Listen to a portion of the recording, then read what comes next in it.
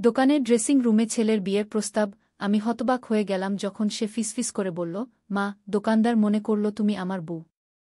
আমি চাই এটা সত্যি হোক। আমি তোমাকে ভালোবাসি, বিয়ে করতে চাই। ছেলের জন্য নতুন গরম কাপড় কিনতে বাজারে গিয়েছিলাম। শীত আসছে, ওকে নতুন সোয়েটার দরকার। দোকানদার দেখাচ্ছিল, ছেলে পছন্দ করছিল। এই সোয়েটারটা কেমন মা, সে জিজ্ঞেস করল। সুন্দর। পরে দেখি, আমি বললাম। একটা টি শার্ট সে নিজের গায়ে মেপে দেখতে চাইল। দোকানদার ড্রেসিং রুম দেখিয়ে দিলেন। আমি অপেক্ষা করতে লাগলাম। ড্রেসিং রুম থেকে বের হয়ে এসে আমাকে দেখিয়ে জিজ্ঞেস করল, কেমন লাগছে মা? আমি বললাম, খুব সুন্দর। দোকানদার হাসতে হাসতে বললেন, আপনার স্বামী খুব সুন্দর লাগছে। এই শার্ট উনাকে মানিয়েছে কি? আমি হাসলাম, কিছু বললাম না। কেন দোকানদারকে বলবো যে এ আমার ছেলে? তার ভুল ধারণা থাকুক। হঠাৎ সে আমাকে টেনে ড্রেসিং রুমে নিয়ে দরজা বন্ধ করে ফিসফিস করে বলল, মা, দোকানদার মনে করল তুমি আমার বউ। আমি চাই এটা সত্যি হোক। আমি তোমাকে ভালোবাসি, বিয়ে করতে চাই। দোকানদারের ডাকে আমি চমকে উঠলাম, ম্যাডাম, আপনারা ঠিক আছেন? আরও কিছু দেখাবো? আমি ড্রেসিং রুমের দরজা খুলে বেরিয়ে এলাম। না, আমরা এটাই নিচ্ছি। কাপড়ের দাম দিয়ে দ্রুত দোকান থেকে বেরিয়ে এলাম। এই গল্পটি সম্পূর্ণ শুনলে আপনাদের পানি অটোমেটিক বের হয়ে যাবে, সো যত দ্রুত সম্ভব হাতের কাছে টিস্যু নিয়ে বসে পড়ো। বিছানার চাদর যেন নষ্ট না হয় সেটা সম্পূর্ণ খেয়াল রাখার অনুরোধ জানিয়ে গল্পটি এখন শুরু করব। তার আগের সর্বশেষ অনুরোধ, দয়া করে এমন পানি বের করার গল্প নিয়মিত শুনতে আমাদের চ্যানেলটি সকলেই সাবস্ক্রাইব করুন। ধন্যবাদ। হ্যালো বন্ধুরা, আমার নাম অমিতা সরকার। আমার বয়স ৪২ বছর। আমার স্বামীর নাম দেবজ্যোতি সরকার, বয়স ৪৫ বছর। আমাদের ২ সন্তান, অভিজিৎ আর ঐশী। অভিজিৎ ১৯ বছর বয়সী, কলেজে পড়ে। ঐশী ১২ বছর বয়সী, স্কুলে যায়। আমি বিশ্বাস করি না যে আমার জীবনে এমন একটা ঘটনা ঘটবে যা আমার পুরো পরিবারকে এভাবে বদলে দেবে। সবকিছু শুরু হয়েছিল সেদিন, যেদিন অভিজিৎ আমাকে দোকানের ড্রেসিং রুমে সেই কথাগুলো বলেছিল। সেদিনের ঘটনা আমাকে রাতের পর রাত ঘুমাতে দেয়নি। আমি সারাদিন ভেবেছি, কেন? কিভাবে? কোথায় আমি ভুল করেছি? আমি আমার ছেলেকে সামনে খাবার টেবিলে বসে খেতে দেখছি, আর সে এমন সব কথা আমাকে কিভাবে বলতে পারে? এই ভাবনাগুলো আমাকে পাগল করে তুলছিল। রাতে আমি দেবজ্যোতিকে বললাম, শোনো, অভিজিৎ আজ কাপড়ের দোকানে আমাকে একটা অদ্ভুত কথা বলেছে। কি কথা? স্বামী জিজ্ঞেস করল, তার মোবাইল ফোন থেকে মাথা না তুলেই। সে বলল, সে আমাকে আমি এগিয়ে যেতে পারছিলাম না। দেবজ্যোতি এবার ফোন নামিয়ে আমার দিকে তাকালো। কি বলল সে? সে বলল সে আমাকে বিয়ে করতে চায়। আমি ফিসফিস করে বললাম। দেবজ্যোতির মুখ ফ্যাকাশে হয়ে গেল। কিছুক্ষণ চুপ থেকে বলল, এটা অসম্ভব। তুমি ঠিকভাবে শুনেছ? হ্যাঁ, সে আমাকে টেনে ড্রেসিং রুমে নিয়ে স্পষ্ট বলেছে। দেবজ্যোতি উঠে দাঁড়াল। আমরা কাল সকালে একসাথে বসে কথা বলব। আজ রাতের মতো এই নিয়ে আর চিন্তা করো না। সেই রাতে আমার চোখে ঘুম আসেনি। কিভাবে আমার নিজের ছেলে, যাকে আমি নিজের বুকের দুধ খাইয়ে বড় করেছি, সে এমন চিন্তা করতে পারে? এটা কি কোনো ধরনের মানসিক ব্যাধি? নাকি কোনো টিভি সিরিয়ালের প্রভাব? আমি জানতাম না। পরের দিন সকালে অভিজিৎ স্কুলে চলে গেল। আমরা দেবজ্যোতির সাথে বসে কাল রাতের ঘটনা নিয়ে আলোচনা করছিলাম, এমন সময় দরজায় বেল বাজল। দরজা খুলতেই দেখি আমাদের পাশের ফ্ল্যাটের বাসিন্দা Mrs Sen. Good morning, Amita. আমি তোমাকে একটা জিনিস দেখাতে এসেছি। তিনি হাসলেন। কি জিনিস? আমি জিজ্ঞেস করলাম। গতকাল আমার ছেলে ইন্টারনেটে একটা ভিডিও দেখছিল, আর সেখানে আমি তোমার ছেলেকে দেখলাম। ভিডিওতে সে বলছে যে সে তার মাকে ভালোবাসে, তার মাকে বিয়ে করতে চায়। আমার পা থেকে মাথা অবধি বিদ্যুৎ খেলে গেল। আমি দুর্বল হয়ে গেলাম। কি? কোন ভিডিও? হ্যাঁ, একটা টিকটক চ্যালেঞ্জ। মম চ্যালেঞ্জ বলে। যেখানে ছেলেরা তাদের মাকে বলে যে তারা তাদের বিয়ে করতে চায়, আর তাদের মায়েদের রিয়েকশন রেকর্ড করে। আমি একটা গভীর নিঃশ্বাস ফেললাম। একটা হাসি ফুটে উঠল আমার মুখে। সত্যি? এটা একটা চ্যালেঞ্জ? হ্যাঁ, এখনকার বাচ্চারা কি সব করে। এই নাও ভিডিওর লিঙ্ক। মিসেস সেন আমাকে তার ফোন দিলেন। আমি দেবজ্যোতিকে ডাকলাম। আমরা দুজনে ভিডিওটা দেখলাম। সেখানে অভিজিৎ ক্যামেরার সামনে বলছে, আমি আমার মাকে সারপ্রাইজ দিতে যাচ্ছি। মম চ্যালেঞ্জ। দেখি আমার মা কেমন রিয়্যাক্ট করে তারপর আমরা দেখলাম কিভাবে সে আমাকে দোকানে নিয়ে গেল, কিভাবে ড্রেসিং রুমে আমাকে সেই কথাগুলো বলল। আমি এবং দেবজ্যোতি দুজনেই হাফ ছেড়ে বাঁচলাম। বাচ্চারা আজকাল কি সব করে, দেবজ্যোতি বলল। আমি ওকে ঠিক শিক্ষা দেব আজ সন্ধ্যায়। আমি রাগে ফুঁসছিলাম। সেদিন সন্ধ্যায় যখন অভিজিৎ বাড়ি ফিরল, আমি তাকে বসার ঘরে ডাকলাম। তোমার টিকটক ভিডিও দেখেছি বাবা। আমি বললাম। অভিজিৎ হাঁ করে তাকালো। আপনি দেখেছেন? হ্যাঁ। তুমি কি জানো তোমার এই চ্যালেঞ্জ আমাকে কতটা মানসিক কষ্টে ফেলেছে? আমি সারারাত ঘুমাতে পারিনি গিয়ে। অভিজিৎ মাথা নিচু করে দাঁড়িয়ে রইল। সরি মা, আমি ভেবেছিলাম এটা মজার একটা প্র্যাঙ্ক। আমি জানতাম না আপনি এত ভাবেন। বাড়ির সবাইকে প্র্যাঙ্ক করা ঠিক নয়, বিশেষ করে এমন বিষয় নিয়ে। এক সপ্তাহ না, 1 মাস তোমার মোবাইল বন্ধ। অভিজিৎ বাবার দিকে সাহায্যের চোখে তাকাল, কিন্তু দেবজ্যোতি শুধু ঘাড় নাড়ল। তোমার মা ঠিকই বলছে। অভিজিৎ নিজের রুমে চলে গেল। পরের দিন আমার ইন্স্যুরেন্স কোম্পানির অফিস থেকে একটা ফোন এলো। আমরা আপনার পলিসির ব্যাপারে কিছু কাগজপত্র আপডেট করতে চাই। আপনি কি অফিসে আসতে পারবেন? ফোনের উপাস থেকে একজন মহিলা বললেন।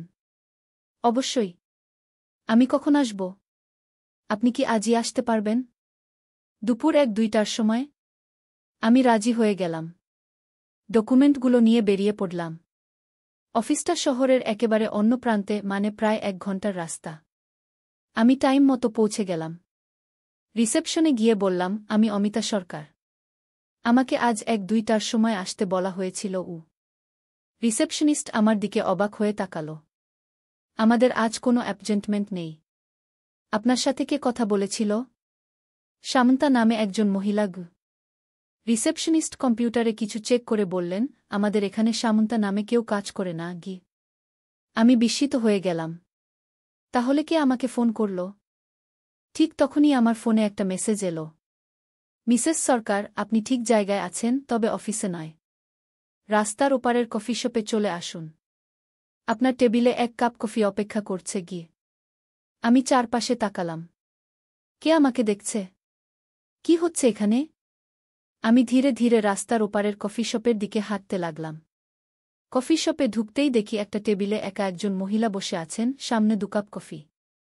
আসুন মিসেস সরকার। তিনি হাত নেড়ে আমাকে ডাকলেন। আমি সতর্কতার সাথে টেবিলে গিয়ে বসলাম। আপনি কে? কেন আমাকে এখানে ডেকেছেন? আমার নাম অনিন্দিতা। আমি আপনার সাহায্য চাই। মহিলাটি বললেন। কিসের সাহায্য? আপনার ছেলে অভিজিৎ সম্পর্কে আমি কিছু জানি। সে বিপদে আছে। আমার হৃদয় ধক করে উঠল। কি বিপদ? কি হয়েছে তাকে? এখনো কিছু হয়নি, কিন্তু হতে যাচ্ছে। আপনার ছেলে কিছু জিনিস জেনে ফেলেছে যা তার জানার কথা নয়। অনিন্দিতা একটা ল্যাপটপ বের করলেন। আমি আপনাকে কিছু দেখাতে চাই। তিনি ল্যাপটপে একটা ভিডিও প্লে করলেন। সেখানে আমি দেখলাম কিছু লোক একটা গুহার ভেতরে আছে, তারা কিছু একটা খুঁজছে। এটা কি? আমি জিজ্ঞেস করলাম। এটা সুন্দরবনের একটা দ্বীপে তোলা ভিডিও। এই লোকগুলো প্রাচীন একটা সম্পদ খুঁজছে। একটা পবিত্র মণি, যাকে বলা হয় বিদ্যুৎ পাথর। আমার ছেলের সাথে এর কি সম্পর্ক? আপনার ছেলে এই ভিডিও দেখেছে। শুধু তাই নয়, সে এই লোকগুলোর কথাও শুনেছে। এরা একটা গোপন সংগঠন, কালো বাঘ। এরা এই মণি খুঁজছে কারণ এটার অলৌকিক ক্ষমতা আছে বলে বিশ্বাস করা হয়। আমি হাসলাম। আপনি কি বলছেন? অলৌকিক ক্ষমতা? এসব বাজে কথা। আপনি বিশ্বাস করুন বা না করুন, এই সংগঠন এটা বিশ্বাস করে। এবং তারা যে কোনো মূল্যে এটা পেতে চায়। আর তারা জানে যে আপনার ছেলে তাদের কথা শুনেছে। কিভাবে সে তাদের কথা শুনতে পেল? অভিজিৎ এবং তার বন্ধু রুদ্র সুন্দরবনে ক্যাম্পিং করতে গিয়েছিল 2 সপ্তাহ আগে। সেখানে তারা এই লোকগুলোকে দেখে। তারা লুকিয়ে তাদের কথা শোনে এবং গোপনে ভিডিও তোলে। এই দেখুন। অনিন্দিতা আরেকটা ভিডিও দেখালেন। সেখানে আমি অভিজিৎ এবং তার বন্ধু রুদ্রকে দেখতে পেলাম, তারা একটা গাছের আড়ালে লুকিয়ে ভিডিও করছে। সেখানে কয়েকজন লোক একটা নৌকা থেকে একটা ছোট দ্বীপে নামছে। এই দ্বীপটা নকশা দ্বীপ নামে পরিচিত। এটা অফিসিয়াল ম্যাপে নেই। সুন্দরবনের বহু দ্বীপের মতো এটাও প্রায় অজানা। কিন্তু এখানে নাকি সেই বিদ্যুৎ পাথর লুকানো আছে। এসব কি বলছেন আপনি? এটা কোনো সিনেমার গল্প নাকি? আমি জানি এটা অবিশ্বাস্য শোনাচ্ছে। কিন্তু এটাই সত্য। আপনার ছেলে এবং তার বন্ধু এখন বিপদে আছে কারণ কালো বাঘ জানে যে ওরা তাদের দেখেছে। আমি উঠে দাঁড়ালাম। আমি এসব বিশ্বাস করি না। আমি এখনই আমার ছেলেকে ফোন করছি। আমি ফোন বের করে অভিজিৎকে কল করলাম, কিন্তু সে ফোন ধরল না। আমি তখন তার কলেজে ফোন করলাম। তারা বলল অভিজিৎ আজ কলেজে আসেনি। কি? আমি অবাক হয়ে গেলাম। কিন্তু সে তো সকালে বেরিয়েছে। আপনি দেখছেন? সে আপনাকে বলেনি যে সে আজ কোথায় যাচ্ছে? অনিন্দিতা বললেন। আপনি কে? আপনি কিভাবে এসব জানেন? আমি সরকারি গোয়েন্দা বিভাগে কাজ করি। আমরা কালো বাঘ সংগঠনকে অনেক দিন ধরে ফলো করছি। এরা মাদক, অস্ত্র ও মানব পাচারের সাথে জড়িত। এখন তারা এই বিদ্যুৎ পাথর খুঁজছে। আমার ছেলে কোথায়? আমি কাঁপতে কাঁপতে জিজ্ঞেস করলাম। আমার বিশ্বাস সে এবং তার বন্ধু রুদ্র সুন্দরবনে গেছে। তারা নিজেরাও সেই পাথর খুঁজতে চায়। কি? কেন? কারণ সেই পাথরের মালিক সমস্ত সম্পদের মালিক হবে। এটা একটা কিংবদন্তি, কিন্তু তারা এটা বিশ্বাস করে কি? আমি দেবজ্যোতিকে ফোন করলাম, তাকে সব বললাম। সে বলল সে এখনই আসছে। অনিন্দিতা, আমরা কি করব? আমি জিজ্ঞেস করলাম। আমরা সুন্দরবনে যাব। আমাদের অভিজিৎকে খুঁজে বের করতে হবে, কালো বাঘের লোকেরা তাকে পাওয়ার আগে। দেবজ্যোতি এসে পৌঁছাল। তাকে সব বলা হল। সে প্রথমে বিশ্বাস করতে চাইছিল না, কিন্তু যখন অনিন্দিতা তাকে সব ভিডিও দেখালো এবং তার পরিচয়পত্র দেখালো, তখন সে মেনে নিল। আমরা কখন রওনা দিচ্ছি? দেবজ্যোতি জিজ্ঞেস করল। এখনই। আমাদের কাছে সময় কম। কালো বাঘের লোকেরা ইতিমধ্যে সুন্দরবনে আছে। অনিন্দিতা বললেন। আমরা তিনজন দ্রুত প্রস্তুতি নিয়ে রওনা দিলাম। খুলনা হয়ে সুন্দরবনের দিকে যাওয়া শুরু করলাম। পথে আমরা অনিন্দিতার কাছ থেকে আরও তথ্য জানলাম। এই বিদ্যুৎ পাথর সম্পর্কে অনেক কিংবদন্তি আছে। বলা হয় এটা জোনাকি পোকার মতো আলো দেয়, কিন্তু 1000 গুণ তীব্র। এটা দিয়ে অন্ধকারে দেখা যায়, এমনকি বলা হয় এটার আলো ভবিষ্যৎ দেখা যায়। এসব অসম্ভব, দেবজ্যোতি বলল। হ্যাঁ, এগুলো কিংবদন্তি। কিন্তু কালো বাঘ সংগঠন এগুলো বিশ্বাস করে। তাদের নেতা নীলাঞ্জন দাস একজন প্রাচীন গ্রন্থের সন্ধান পেয়েছে যেখানে এই পাথরের উল্লেখ আছে। কিন্তু আমার ছেলে কেন এই বিপদে ঝাঁপ দিল? সে তো এসব বিশ্বাস করে না। আমি চিন্তিত হয়ে জিজ্ঞেস করলাম। আপনার ছেলে এবং রুদ্র ইউটিউবার। তারা অ্যাডভেঞ্চার বাংলা নামে একটি চ্যানেল চালা। এই ধরনের রহস্য এবং অ্যাডভেঞ্চার তাদের ভিডিওর জন্য খুব ভালো কন্টেন্ট। আমি মনে করি তারা এই গল্পকে ফলো করে ভিডিও বানাতে চায়। অনিন্দিতা ব্যাখ্যা করলেন। আমি অবাক হয়ে গেলাম। অভিজিৎ ইউটিউবার? সে তো আমাদের কখনো বলেনি। দেবজ্যোতি হেসে বলল, আমি জানতাম। সে মাঝে মাঝে আমাকে তার ভিডিও দেখায়। কিন্তু তোমাকে বলেনি কারণ সে ভয় পায় তুমি তাকে বাধা দেবে। কি সব বাজে কাজ! এত বিপজ্জনক। এখন দেখো কি হয়েছে। আমি রাগে ফুঁসছিলাম। সন্ধ্যায় আমরা খুলনা পৌঁছে গেলাম। সেখান থেকে আমরা সুন্দরবনের দিকে যাওয়ার জন্য নৌকা ভাড়া করলাম। অনিন্দিতার সাথে আরও 2 জন গোয়েন্দা যোগ দিল। তারা সব রকম অস্ত্রশস্ত্র নিয়ে প্রস্তুত ছিল। রাতে আমরা সুন্দরবনের বর্ডারে পৌঁছে গেলাম। সেখানে আমরা একটা ছোট কটেজে আশ্রয় নিলাম। পরের দিন ভোরে আমরা নকশা দ্বীপের দিকে যাত্রা করব। সেই রাতে আমি দেবজ্যোতির সাথে বসে কথা বলছিলাম। তুমি কি সত্যিই বিশ্বাস করো যে এই পাথর আছে? না, আমি বিশ্বাস করি না। কিন্তু আমি বিশ্বাস করি অভিজিৎ বিপদে আছে। এই কালো বাঘ সংগঠন খুব বিপজ্জনক। তারা ওই পাথর খুঁজতে গিয়ে যে কোনো কিছু করতে পারে। দেবজ্যোতি সতর্ক করল। আমার মনে হল আমরা কোনো অ্যাকশন সিনেমার ভেতরে আছি। এসবই অবাস্তব মনে হচ্ছিল। কিন্তু আমার ছেলের জন্য চিন্তা হচ্ছিল। আমি নিশ্চিত যে অভিজিৎ ঠিক আছে। সে বুদ্ধিমান ছেলে। আমি নিজেকে বোঝাচ্ছিলাম। হ্যাঁ, সে ঠিক আছে। কিন্তু আমাদের তাকে খুঁজে বের করতেই হবে। এখন ঘুমিয়ে নাও, কাল আমাদের দীর্ঘদিন। দেবজ্যোতি আমাকে সান্ত্বনা দিল। সেই রাতে আমার একটা অদ্ভুত স্বপ্ন হল। আমি দেখলাম একটা দ্বীপে একটা গুহার সামনে দাঁড়িয়ে আছি। গুহা থেকে নীল আলো বের হচ্ছে। আমি সেই আলোর দিকে এগিয়ে যাচ্ছি, আর তখনই আমি চিৎকার শুনতে পেলাম। অভিজিতের চিৎকার। মা, সাহায্য করো! ঘুম থেকে চমকে উঠলাম। ঘামে ভিজে গিয়েছিলাম। আমি জানালা দিয়ে বাইরে তাকালাম। তখনও রাত। সুন্দরবনের নিস্তব্ধতায় কেবল পাখি এবং জীবজন্তুর শব্দ শোনা যাচ্ছিল। তুমি ঠিক আছো? দেবজ্যোতি জিজ্ঞেস করল। হ্যাঁ, একটা খারাপ স্বপ্ন দেখেছি। চলো আবার ঘুমাই কি, আমি বললাম। কিন্তু আর ঘুম আসল না। আমি কেবল ভাবছিলাম অভিজিৎ কোথায় আছে, সে ঠিক আছে কিনা। ভোরে আমরা নকশা দ্বীপের দিকে রওনা দিলাম। অনিন্দিতা এবং তার দল আমাদের গাইড করছিল। আমরা একটা ছোট নৌকা করে সুন্দরবনের খালে খালে এগিয়ে যাচ্ছিলাম। নকশা দ্বীপ এখান থেকে প্রায় ৩ ঘণ্টার পথ। এটা খুব ছোট একটা দ্বীপ, বিশেষ করে জোয়ারের সময় এর বেশিরভাগ অংশ পানিতে চলে যায় ও অনিন্দিতা ব্যাখ্যা করলেন। এখানে বাঘ আছে? আমি ভয়ে জিজ্ঞেস করলাম। হ্যাঁ, সুন্দরবনে প্রচুর বাঘ আছে। কিন্তু আমরা সাবধানে থাকব, কয়েকজন গোয়েন্দা বলল। আমার এখন দুটো ভয় ছিল, বাঘ এবং কালো বাঘ। আমরা ক্রমশ সুন্দরবনের গভীরে ঢুকে যাচ্ছিলাম।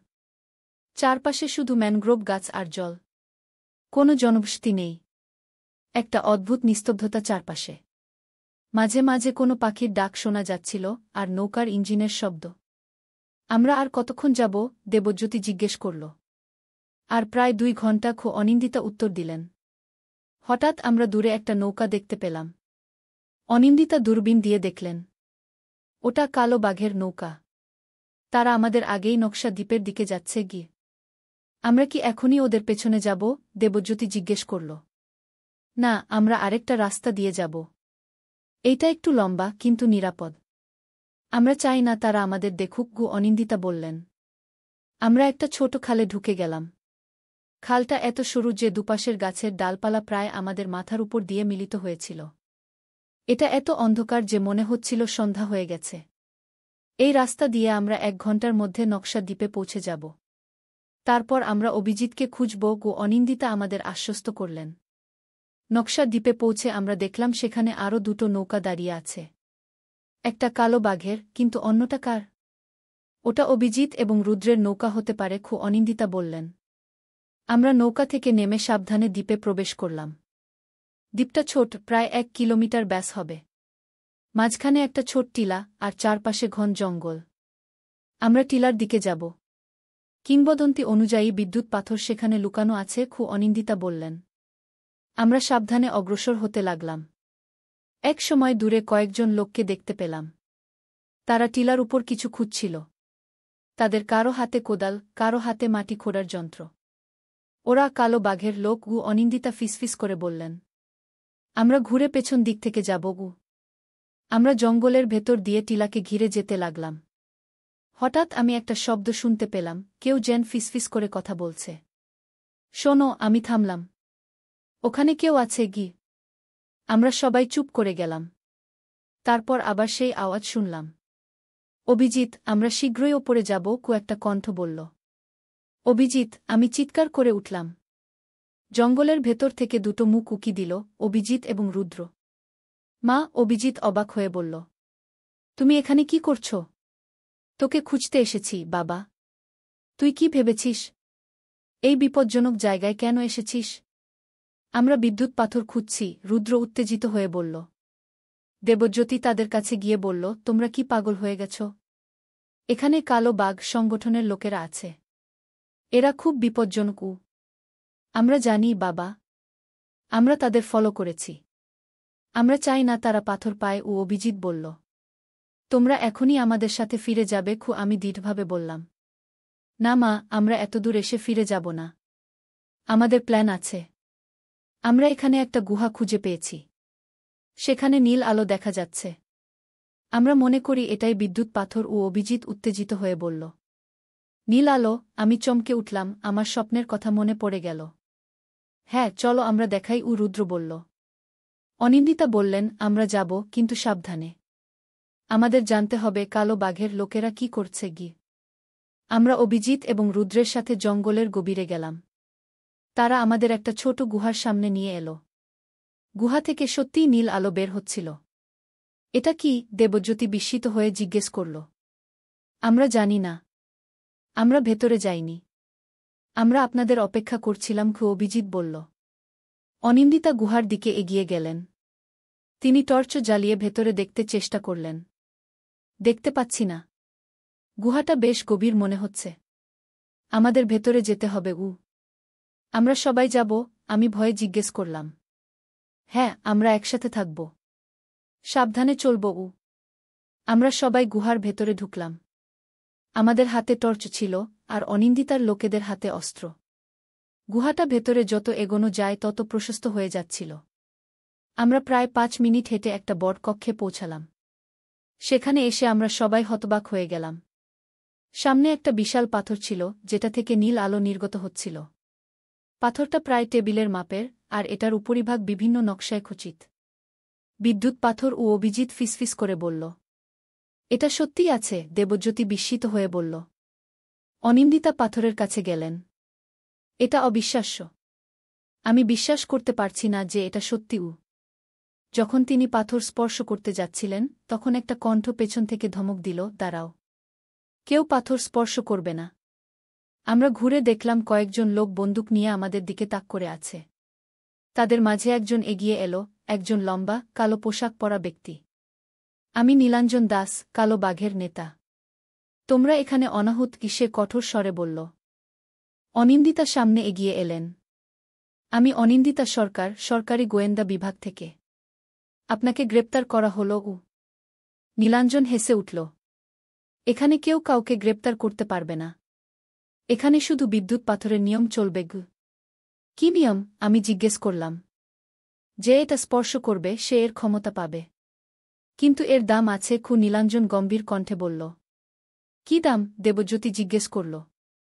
পাথর স্পর্শ করলে যাকে তুমি সবচেয়ে বেশি ভালোবাসো তাকে হারাবে। নীলাঞ্জন বলল। সবাই চুপ হয়ে গেল। এই রহস্য আরও গভীর হয়ে যাচ্ছিল। আমি বিশ্বাস করি না। অভিজিৎ বলল। তোমাকে বিশ্বাস করতে হবে না। আমি জানি এটা সত্য। নীলাঞ্জন বলল, এবং আমি প্রস্তুত আছি এই ত্যাগ স্বীকার করতে। নীলাঞ্জন পাথরের দিকে এগিয়ে গেল। অনিন্দিতা চিৎকার করে বললেন, থামুন। আপনি জানেন না এর পরিণাম কি হবে। আমি জানি। আমি এর জন্য প্রস্তুত। নীলাঞ্জন বলল। যখন সে পাথর স্পর্শ করতে যাচ্ছিল, তখন হঠাৎ গুহার ভেতরে একটা জোরে শব্দ হল। মাটি কেঁপে উঠল। চারপাশে ধুলো উঠতে লাগল। মনে হচ্ছিল যেন ভূমিকম্প হচ্ছে। ভূমিকম্প! দেবজ্যোতি চিৎকার করে উঠল। আমরা এখান থেকে বের হতে হবে, অনিন্দিতা বললেন। আমরা সবাই গুহা থেকে বের হওয়ার জন্য দৌড়াতে শুরু করলাম। নীলাঞ্জন এবং তার লোকেরাও দৌড়াচ্ছিল। কিন্তু অভিজিৎ পেছনে ফিরে পাথরের দিকে তাকাল। অভিজিৎ, চলে আয়! আমি চিৎকার করে বললাম। মা, এই পাথর নিয়ে গবেষণা করা দরকার। এটা অবিশ্বাস্য একটা আবিষ্কার। এখন নয়, আমরা বেঁচে থাকলে তবেই গবেষণা করতে পারব। আমি তাকে টেনে নিয়ে দৌড়াতে লাগলাম। আমরা কোনোভাবে গুহা থেকে বের হয়ে এলাম। বাইরে এসে দেখি পুরো দ্বীপে জোয়ার এসেছে। চারপাশে পানি বাড়ছে। আমাদের এখনই দ্বীপ ছাড়তে হবে, অনিন্দিতা চিৎকার করে বললেন। আমরা সবাই নৌকার দিকে দৌড়ে গেলাম। নীলাঞ্জন এবং তার লোকেরাও তাদের নৌকায় উঠে গেল। আমরা যখন নৌকায় উঠছিলাম, তখন দেখলাম নীলাঞ্জনের নৌকায় কি যেন একটা ঝলক দিয়ে উঠল, নীল আলো। দেখো, তারা পাথর নিয়ে গেছে, অভিজিৎ চিৎকার করে বলল। আমরা এখন কিছু করতে পারব না। আমাদের এখান থেকে বের হতে হবে। অনিন্দিতা বললেন। আমাদের নৌকা দ্বীপ থেকে দূরে চলে গেল। পেছনে তাকিয়ে দেখলাম টিলাটা ধীরে ধীরে পানিতে তলিয়ে যাচ্ছে। কিছুক্ষণের মধ্যেই পুরো দ্বীপ পানিতে ডুবে গেল। দ্বীপটা কোথায় গেল? আমি অবাক হয়ে জিজ্ঞেস করলাম। এটাই নকশা দ্বীপের রহস্য। এটা জোয়ারের সময় সম্পূর্ণ পানিতে ডুবে যায়, আবার ভাটার সময় উঠে আসে। অনিন্দিতা ব্যাখ্যা করলেন। নীলাঞ্জন পাথর নিয়ে পালিয়েছে। আমাদের কি করা উচিত? দেবজ্যোতি জিজ্ঞেস করল। আমরা তাদের পেছনে যাব। আমরা জানি তারা কোথায় যাবে। অনিন্দিতা বললেন।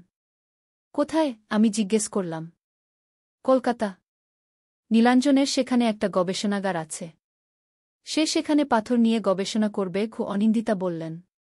তাহলে আমরা কলকাতা যাব? দেবজ্যোতি জিজ্ঞেস করল। হ্যাঁ, কিন্তু প্রথমে আমাদের আপনাদের বাড়িতে নামিয়ে দেব। এটা আপনাদের লড়াই নয়। অনিন্দিতা বললেন। না, এটা আমাদের লড়াই। আমি দৃঢ়ভাবে বললাম। নীলা,